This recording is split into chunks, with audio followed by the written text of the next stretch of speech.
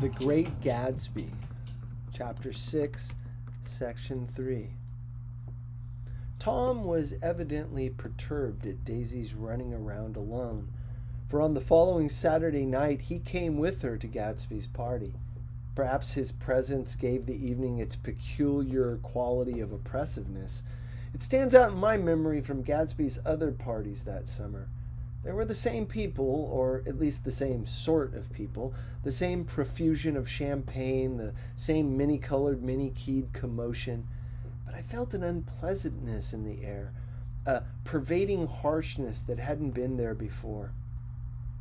Or perhaps I had merely grown used to it, grown to accept West Egg as a world complete in itself, with its own standards and its own great figures, second to nothing because it had no consciousness of being so. And now I was looking at it again, through Daisy's eyes. It is invariably saddening to look through new eyes at things upon which you have expended your own powers of adjustment. They arrived at twilight, and as we strolled out among the sparkling hundreds, Daisy's voice was playing murmurous tricks in her throat. "These things excite me so," she whispered. "If you want to kiss me any time during the evening, Nick, just let me know and I'll be glad to arrange it for you. Just mention my name or present a green card. I'm giving out green—" "Look around," suggested Gatsby. I'm looking around. I'm having a marvelous— You must see the faces of many people you've heard about." Tom's arrogant eyes roamed the crowd. "We don't go around very much," he said. "In fact, I was just thinking I don't know a soul here." "Well, perhaps you know that lady?" Gatsby indicated a gorgeous, scarcely human orchid of a woman who sat in a state under a white plum tree. Tom and Daisy stared with that peculiarly unreal feeling that accompanies the recognition of a hitherto ghostly celebrity of the movies. "She's lovely," said Daisy. "The man bending over her is her director." He took them ceremoniously from group to group.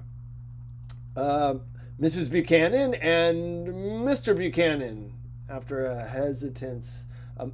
an instant's hesitation, he added, "The polo player."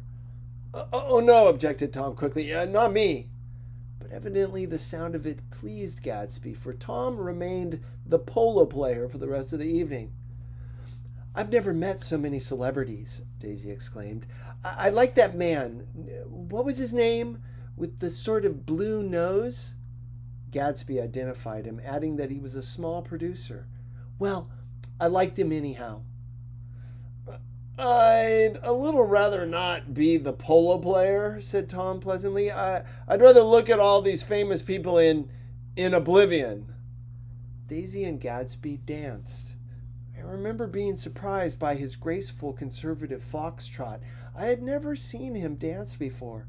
Then they sauntered over to my house and sat on the steps for half an hour while, at her request, I remained watchfully in the garden. "In case there's a fire or a flood," she explained, "or any act of God." Tom appeared from his oblivion as we were sitting down to supper together. "Do you mind if I eat with some people over there?" he said. "A fellow's getting off some funny stuff." "Go ahead," answered Daisy genially, "and if you want to take down any addresses, here's my little gold pencil." She looked around after a moment and told me the girl was common but pretty. And I knew that except for the half hour she'd been alone with Gatsby, she wasn't having a good time.